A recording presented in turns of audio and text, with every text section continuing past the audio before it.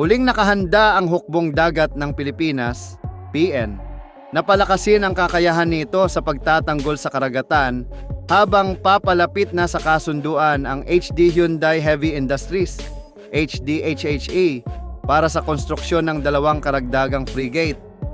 Ang hakbang na ito ay kasunod ng isang dekada ng matagumpay na kooperasyon sa pagitan ng pangunahing tagapagtayo ng barko ng Republika ng Korea at ng PNE na binigyang diin ng mga maagang paghahatid na patunayang kakayahan sa labanan at tumitibay na tiwala sa industriya ng paggawa ng barkong pandigma ng Timog Korea. Ayon sa mga tagaloob ng industriya, nasa huling yugto na ang negosasyon sa pagitan ng Maynila at HD Hyundai at inaasahan ng 2 panig na malalagdaan ang kontrata para sa 2 bagong 3,000 toneladang multi-role frigate bago matapos ang taon.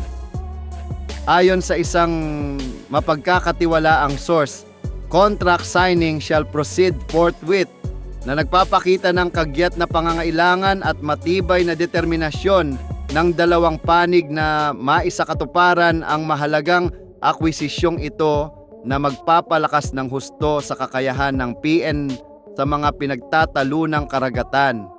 Ang karagdagang order na ito ay sumusunod sa serye ng mga naunang tagumpay na i-deliver na ng HD Hyundai ang 2 Jose Rizal class frigate, isang Miguel Malvar class corvette at nailunsad na rin ang karagdagang mga unit ng klase kasama ang unang offshore patrol vessel OPV ng Raja Sulaiman class. Sa bawat pagkakataon, napatunayan ng HD Hyundai ang kahusayan nito. Ang BRP Jose Rizal ay naihatid ng 4 na buwan bago ang schedule. Ang kapatid nitong barko na BRP Antonio Luna ay 1 buwan maagang natapos at ang BRP Miguel Malvar ay 5 buwan ng mas maaga kaysa itinakda. Dahil dito nakamit ng kumpanya ang isang pambihirang antas ng tiwala mula sa mga hukbong dagat sa Timog Silangang Asya. Napatunayan din ang kakayahan ng mga barko sa mga ehersisyong pandigma. Noong Mayo 2023, umani ng malawakang papuri ang BRP Jose Rizal sa USP Philippine Balikatan Joint Exercises ng matagumpay nitong tinamaan at winasak ang isang target sa layo na 36 na kilometro. Isa itong mahalagang yugto, hindi lamang para sa PN, kundi para rin sa kredibilidad ng mga barkong gawa ng Korea sa pandaigdigang entablado.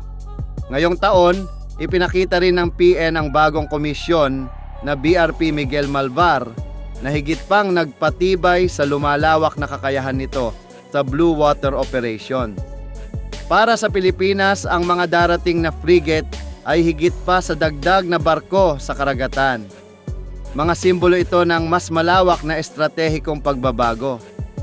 Sa gitna ng tumitinding tensyon sa West Philippine Sea at sa patuloy na paglakas ng kompetisyon sa Indo-Pasipiko, ipinapakita ng pagpapalawak ng puwersa ng Maynila ang tugon nito sa panlabas na banta at ang pangmatagalang pangako nito sa pagpigil at depensa.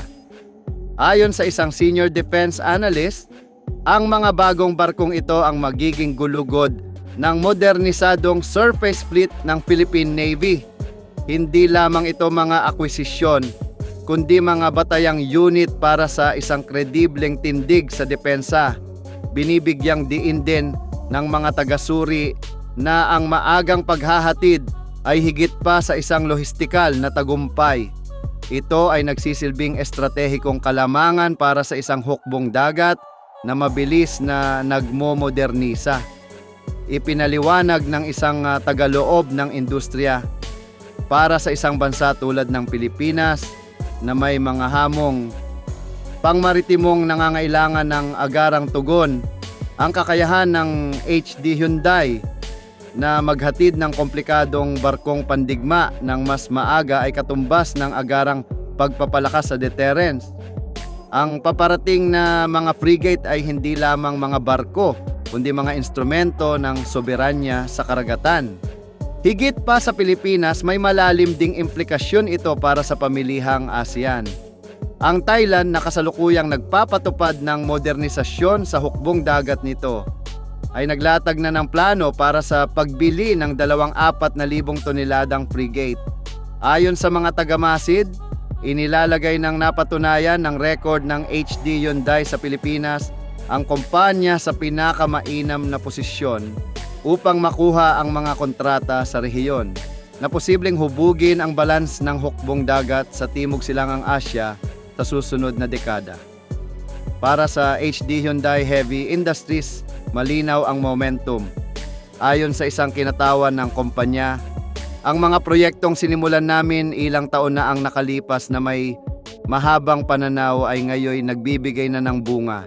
Kumpiyansa kami na ang aming kooperasyon sa Philippine Navy ay magsisilbing modelo para sa iba pang kasaping ASEAN. Kahit na kami ay naghahanda para sa nalalapit na paglagda ng kontrata, sinisimulan na rin namin ang pundasyon para sa mga susunod na pagkakataon.